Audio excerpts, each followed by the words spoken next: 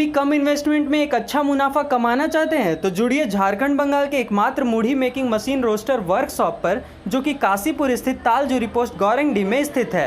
यहां पर best quality की मूढ़ी मेकिंग मशीन उपलब्ध है। हमसे संपर्क करने के लिए नीचे दिए हुए फ़ोन नंबर एवं ईमेल आईडी पर संपर्क करें। धन्यवाद। नमस्कार, आप देख रहे हैं स्टार सिटी 24। मैं सागर पांडे आपके साथ। आइए बढ़ते हैं आज की खबरों की। किसान भाई बहन, किसान मजदूर भाई और माताएं बहनें, उपस्थित सभी सज्जन, मैं सबसे पहले माता के दरबार में माता को नमन करते हुए आज केंदुआगढ़ा आने के पूर्व जो एक घटना हुई है, बंधु महतो जी को भी इनके प्रति मैं श्रद्धासुमन अर्पित करती हूँ कि दुखद घटना हुई है और पीड़ित परिवार से भी मिलकर आई। भगवान उनके आत्मा को शांति दे।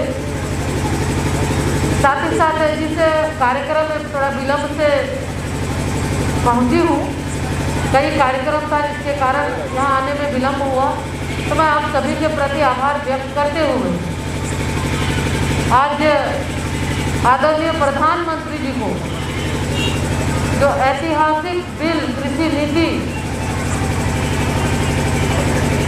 जो लोकसभा और राज्यसभा से पारित कराकर बिल को जो कानून बनाने का काम उनके द्वारा हुआ है, तो मैं आप सभी की ओर से,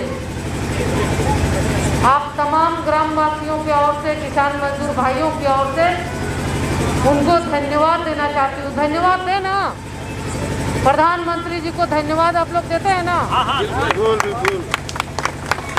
तो आप सभी की ओर से माननीय प्रधानमंत्री जी के प्रति धन्यवाद देते हैं कि आदरणीय नरेंद्र मोदी जी के द्वारा जो वर्षों से, दशकों से जिस किसान बिल का आप देखे होंगे, जब चुनाव, लोकसभा चुनाव था, कांग्रेस के घोषणा पत्र में भी ये दर्शाया गया था कि हम कृषि बिल लाएंगे। सभी राजनीतिक पार्टी का ये चुनावी एजेंडा था, लेकिन बाकी दूसरी पार्टी और भारतीय जनता पार्टी में यही अंतर है कि जो भी भारतीय जनता पार्टी का चुनावी घोषणा पत्र होता है, जो संकल्प पत्र होता है, उस संकल्प पत्र को सिर्फ चुनाव के लिए नहीं बल्कि उसमें एक एक पॉइंट का अमल किया जाता है। जो संकल्प पत्र होता है, सरकार बनने के बाद सरकार उस पर खरा उतरती है उसको लागू करने के लिए, और दूसरे दल का जो घोषणा पत्र बनाया जाता है सिर्फ चुनावी वादा के लिए, चुनाव के बाद वो सारे वादे भूल जाते हैं। आज यही आपका मेहनत, आपका परिश्रम, आपका लगन के वजह से आज लोगों को अन्न मिलता है। तो अन्नदाता खुश रहे, प्रसन्न रहे, मजबूत रहे, ये प्रधानमंत्री जी की चाहत है। और इसी को देखते हुए ये कृषि बिल लाया गया है, कृषि कानून बनाया गया है, ताकि हमारे किसान सशक्त होकर, मजबूत होकर, स्वतंत्र होकर वो किसी भी बिचौलिया अड़ेसिए के चंगुल में ना रहे, कोई उनका शोषण और दमन ना करे। इसलिए ये बिल, ये कानून बनाया गया है।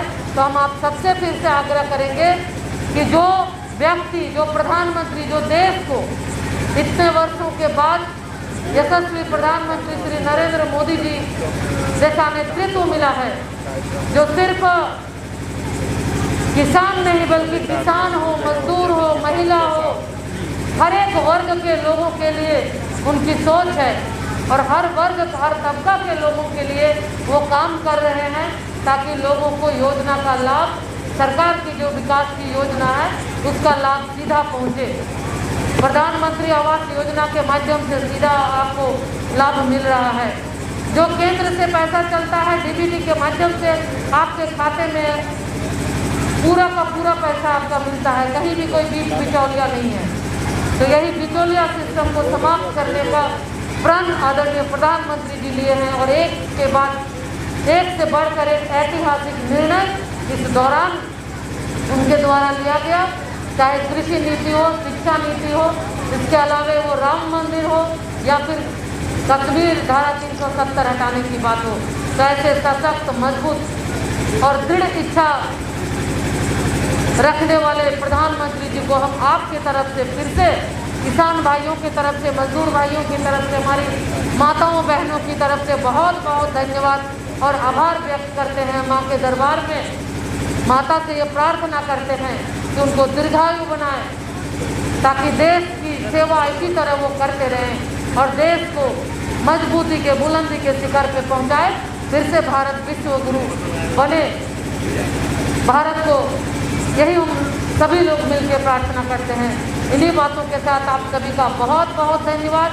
बहुत देर से आप लोग यहाँ पर बैठे हैं इस किसान चौपाल में, तो हम पुनः आप सबके प्रति आभार व्यक्त करते हुए कि आप ने जो विश्वास आप जो जताए हैं हम पर, ये आपका आज जो लोकसभा में बैठने का हमें अवसर मिला, इसके आप के आपने का कहीं कोई नैतिक अधिकार नहीं है।